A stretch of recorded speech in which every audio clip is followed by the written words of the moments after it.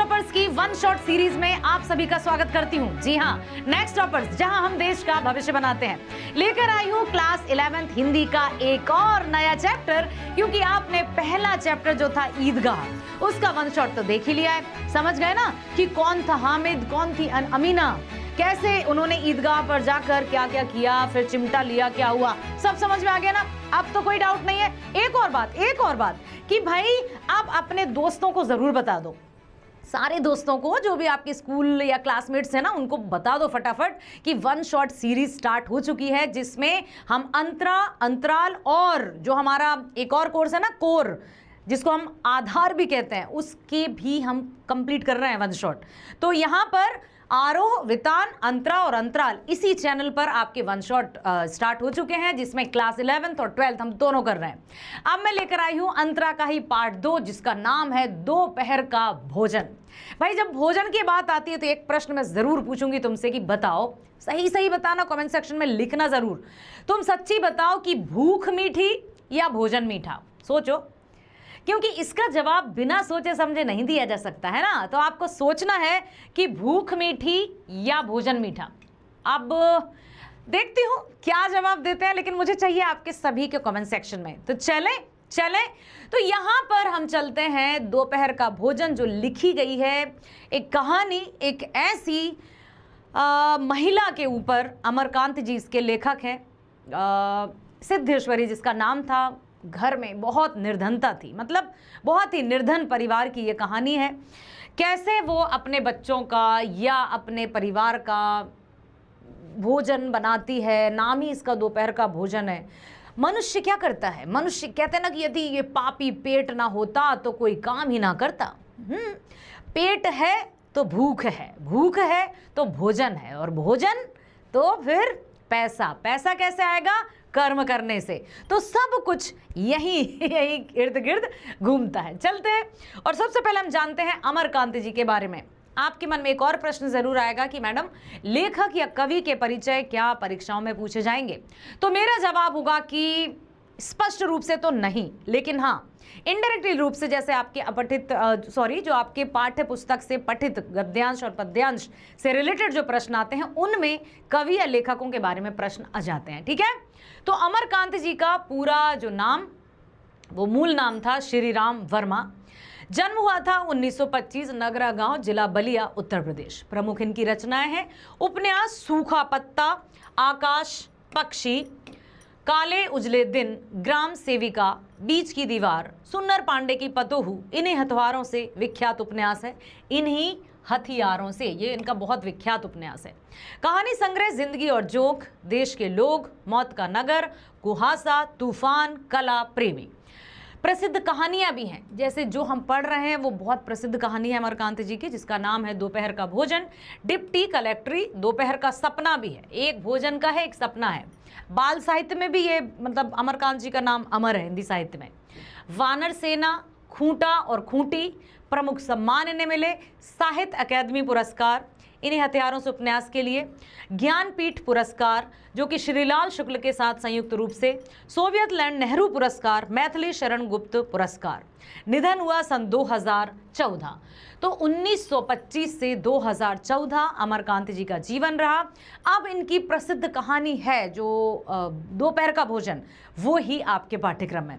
बेटे, ये भावना प्रधान कहानी है ना, हर एक बात को हम मजाक में नहीं उड़ा सकते हैं। थोड़ा सा यहाँ पर आपको गंभीरता आनी चाहिए, आपके दिमाग में आपको गंभीरता से सुनना है, क्योंकि यहाँ हर एक कहानी, जैसा कि मैंने आपको बताया कि यहाँ सिर्फ हम परीक्षाओं के लिए या सिर्फ परीक्षा में पास होने के लिए पाठ नहीं पढ़ रहे हैं।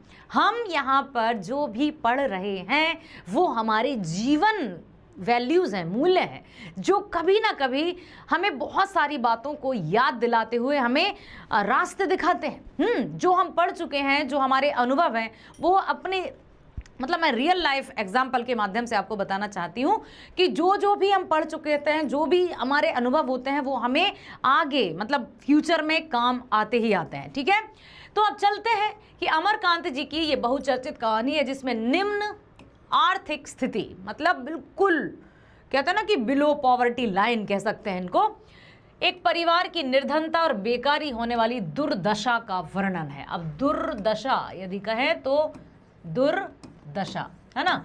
मतलब बिल्कुल ऐसी स्थिति कि पेट भरने को 2 जून या 2 वक्त की रोटी तक नसीब नहीं होती थी। सिद्धेश्वरी मुंशी चंद्रिका प्रसाद की पत्नी है। तो अभी हम चलते हैं इनके पास। ये हैं सिद्धेश्वरी, जो कि मुंशी चंद्रिका प्रसाद की पत्नी तथा रामचंद्र, और ये उनके बेटों के नाम है, रामचंद्र, मोहन और प्रमोद, 3 बेटे हैं ना, उनकी माँ है। अपनी व्यवहार कुशलता, तो अब क्या समझ में आया आपको, यहाँ कैरेक्टर कौन कौन है। सिद्धेश्वरी के इर्द गिर्द ये कहानी घूमती है। और मुंशी चंद्रिका प्रसाद पति हैं उनके, 3 बेटे हैं। एक बेटे का नाम रामचंद्र, दूसरे का मोहन, तीसरे का प्रमोद। प्रमोद बीमार पड़ा है, बुरी तरह से बीमार है, ठीक है। तो रामचंद्र, मोहन और प्रमोद, मुंशी चंद्रिका प्रसाद पति, सिद्धेश्वरी माँ, रामचंद्र, मोहन और प्रमोद, ठीक है, जो अपनी व्यवहार कुशलता, त्याग तथा धैर्य से घर को टूटने से बचाए। घर को टूटने से बचाना मतलब क्या होता है, ये नहीं कि आंधी तूफान आ गया, घर की दीवारें गिर जाएंगी, छत गिर जाएगा। घर को टूटने से बचाना मतलब घर में जितने भी सदस्य हैं उनके बीच में आपसी प्रेम बना के रखना। ये सिद्धेश्वरी करती है। कैसे करती है, देखो, घर के सभी सदस्य बड़े संवेदनशील हैं, मतलब बिल्कुल भावना प्रधान है, और गरीबी के चेहरे से परिचित हैं। गर्मियों की दोपहर में खाना बनाते समय सिद्धेश्वरी, अब गर्मी के दिन है, पसीना बह रहा है बुरी तरह से, सिद्धेश्वरी खाना बनाने में पूरी तरह से भूख भी है उसको, परंतु घर में इतना अनाज नहीं कि वह अपने लिए अलग से 2 चपातियां बनाकर खा सके। वह पानी पीकर गुजारा करना चाहती है, किंतु खाली पेट पानी पीकर आखिर कब तक जिया जा सकता है। टूटी खाट पर लेटा उसका नन्हा बेटा कुपोषण का शिकार है। अभी मैंने बताया ना आपको, ये है, इसको अपन नाम दे देते हैं प्रमोद, क्योंकि छोटा जो है ना वो प्रमोद ही है ना, ये प्रमोद है। ये सिद्धेश्वरी, ठीक है। ये रामचंद्र है, ठीक है। तो अब बेचारा क्या करे, टूटी खाट पर लेटा उसका नन्हा बेटा कुपोषण का शिकार है। उसकी टांगों और बाहों की हड्डियां निकल गई हैं पूरी तरह से। आप देख सकते हो, इसको मैं जूम करूं क्या, देखो आप अच्छे से देखना इसको, बिल्कुल जैसा, देखो आप, दिख रहा है ना, बिल्कुल ऐसे कुपोषण का शिकार है बेचारा। करे भी तो करे क्या, बड़ी मुश्किल है, क्या करे। ओ भाई, एक सेकंड, हम चलते हैं थोड़ा सा इसको, ठीक है। तो यहां पर बेचारी सिद्धेश्वरी अपने घर और परिवार को एक साथ जोड़ने के लिए काम करती है। अब ये भी बताया है कि कैसे टूटी घाट पर लेटा उसका नन्हा बेटा कुपोषण का शिकार है, उसकी टांगें बाहों की हड्डियां निकल आई, पेट हांडी की तरह फूल गया है, खाने को नहीं मिल रहा है, बीमार है, प्रॉपर उसको ट्रीटमेंट नहीं मिल रहा है, इलाज नहीं मिल रहा है, सोया हुआ, दोपहर के 12 बज गए, भोजन का समय हो गया। घर का बड़ा लड़का 20-21 वर्षीय रामचंद्र आकर चौकी पर निराश और हताश बैठा है। देखो, यहाँ थाली है, गिलास है, वहाँ माँ, यहाँ छोटा भाई, लेकिन खाने के लिए अभी कुछ भी नहीं है। घर का बड़ा लड़का ये बैठा हुआ है। बड़ी देर तक जब हिलता डुलता नहीं तो माँ हिलाकर उसको पूछती है, किसको, प्रमोद को। वो देख कर आती है कि ठीक तो है, मतलब जीवित तो है, ठीक तो है क्या, ठीक कैसे हो सकता है, भूख प्यास से तड़प रहा है, बीमारी ने जकड़ रखा है। वह प्रेस में फूंक रीडिंग का काम सीखता है, ये बड़ा वाला जो है। संभवतः उसे पारिश्रमिक अभी तक नहीं मिला है। पारिश्रमिक मतलब उसकी सैलरी नहीं आई। वह इंटरमीडिएट पास है, परंतु नौकरी पाना उसके लिए सपना ही है। सिद्धेश्वरी उसे पानी भरी दाल, लोटे से चने और थोड़े से चने और 2 चपातियां खाने को देती है। रामचंद्र भूखा रहते हुए भी पेट भरकर खाने का नाटक करता है, अभिनय करता है। कहता है, माँ आज मैं थोड़ा बाहर से खाकर आ गया था, इसलिए आज मैं 2 रोटी तो नहीं खा पाऊंगा, सिर्फ 1 ही खाऊंगा। लो ये 1 रोटी रख दो। क्यों? उसको पता है कि अनाज इतना नहीं है, आटा घर में इतना नहीं है कि मैं 2 की 2 रोटी खा जाऊं। अब देखो, ये 2 रोटी रख दी उसने। वह यह भी कहती है, अब उसके बाद क्या है, सिद्धेश्वरी, हाँ, रामचंद्र भूखा रहते हुए पेट भरकर खाने का नाटक करता है। छोटे भाई मोहन के विषय में पूछता है। सिद्धेश्वरी नहीं चाहती कि मोहन को लेकर वह चिंतित हो। उससे छोटा मोहन, सबसे बड़ा रामचंद्र, मोहन और उसके बाद प्रमोद है। वह उसे झूठ मूठ कह देते कि मोहन किसी मित्र के यहाँ पढ़ने लिखने गया है। यह भी कहती है कि मोहन उसकी बड़ी प्रशंसा करता है। माँ कहती है, पता है बेटा, पता है रामचंद्र बेटा, मोहन अपने भाई की मतलब तुम्हारी तारीफ ही करता रहता है। हाँ।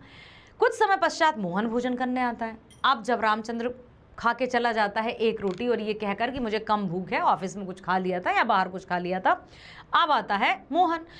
उस हिस्से में 2 ही चपातियां और पानी में डूबी दाल आती है। सिद्धेश्वरी उससे कहती कि रामचंद्र उसकी बहुत प्रशंसा कर रहा था। कहता, पता है भैया, पता है बेटा, अभी भैया खाना खाते खाते तुम्हारे बारे में बहुत तारीफ कर रहा था। कह रहा था कि अरे वाह, वो तो पढ़ रहा है अपने आप।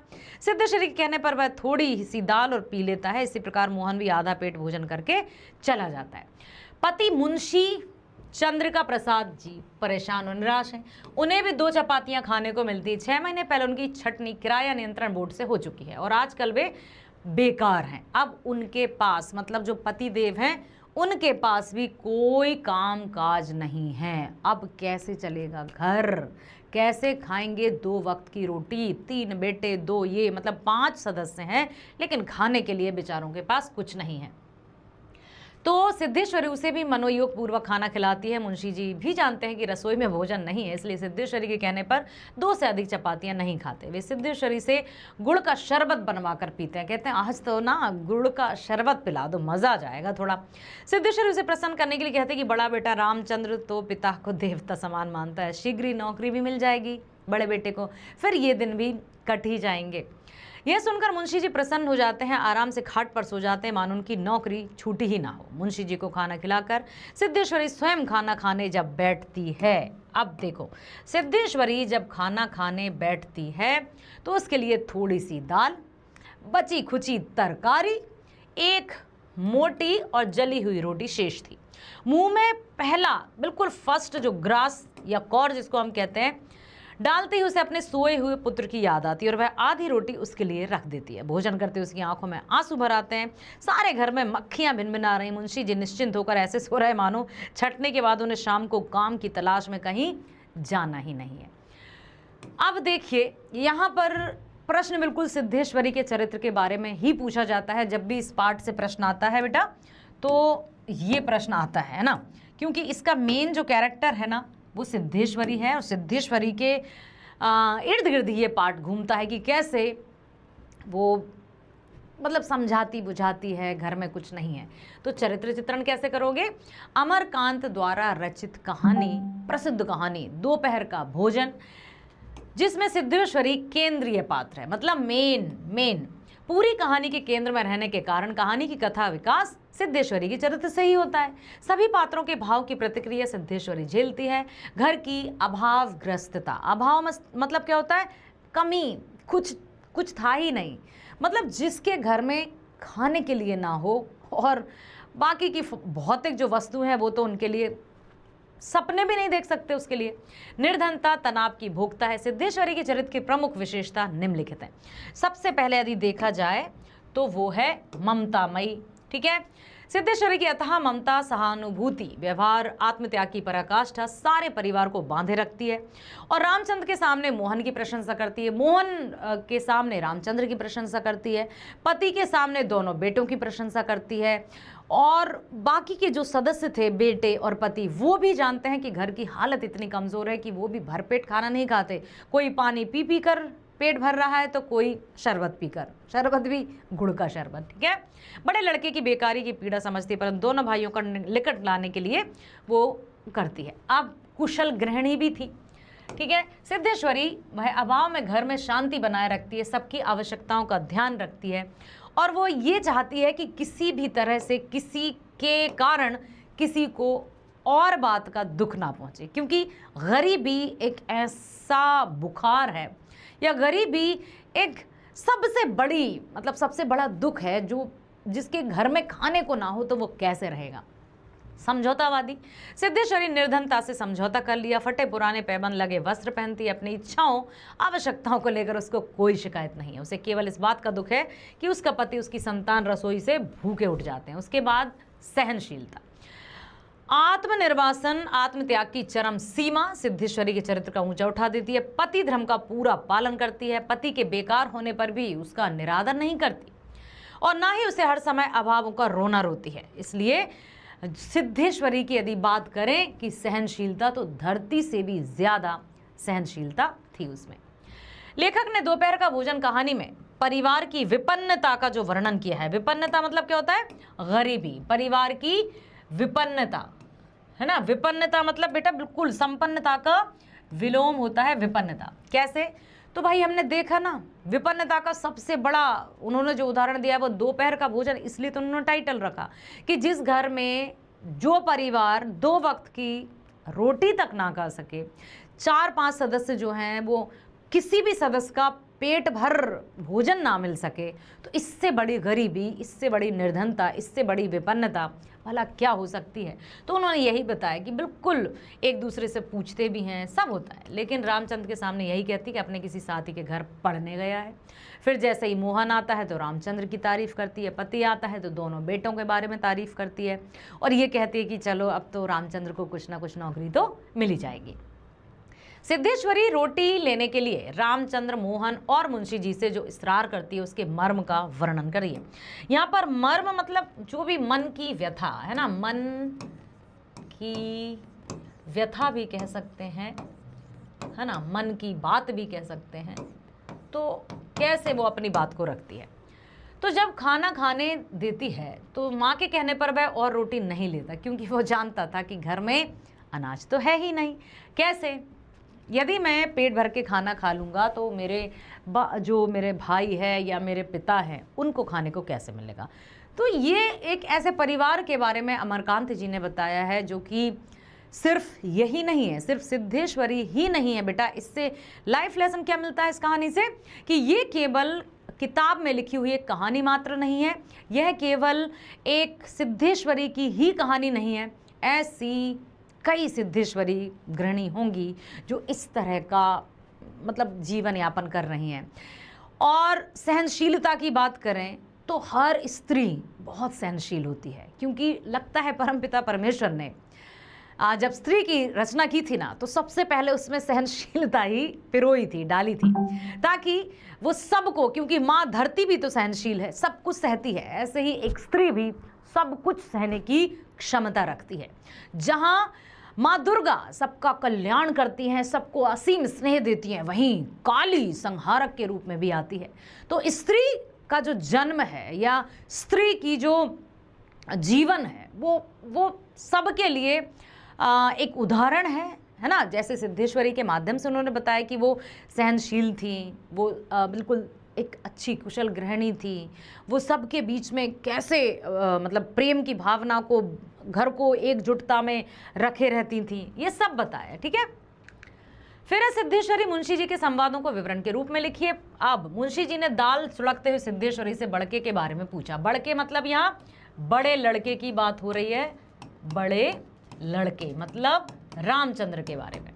तो उसने बताया कि अभी खाना खाकर गया है और वो आपके बारे में तो कहता है कि पिताजी कितने अच्छे हैं, मतलब सबसे सबकी। यह कह रहा था कि कुछ ही दिनों में उसकी नौकरी लग जाएगी। मुंशी जी तो भाई ये सुनकर प्रसन्न हो गए और बिल्कुल अरे पाँव पसार के, हाथ पसार के सो गए। हाँ, बड़के को पगला कहते हैं। तब सिद्धेश्वरी बड़के को होशियार और समझदार बनाती है, इससे मोहन बेइज्जत करता है। मुंशी जी बड़के को बचपन से ही होनहार मानते हैं। कुछ देर बाद सिद्धेश्वरी वर्षा नहीं होने की संभावना व्यक्त करती है, तो मुंशी जी ने मक्खियों के होने पर चिंता जताते हैं। सिद्धेश्वरी उन्हें एक रोटी और लेने के लिए कहती है, परंतु वे मना कर देते हैं। ठीक है, और गुड़ का ठंडा रस बनाने के लिए कहते हैं। तो ये सारी बातें हैं जो एक दूसरे को परिवार से बांधे रखती हैं कि इतनी निर्धनता के बावजूद भी, अब यहाँ पर निर्धनता मतलब भयंकर, क्या कहें उसको, परेशानी। परेशानी उसके लिए बहुत छोटा शब्द है। तो कितनी भी कुछ आपदाएं आए, कितना भी कुछ भयंकर जीवन में आए, उसका यदि सब एक साथ मिलकर सामना करेंगे तो कोई भी समस्या से मतलब उसको मिटाया जा सकता है, उससे जूझा जा सकता है, परास्त किया जा सकता है समस्या को।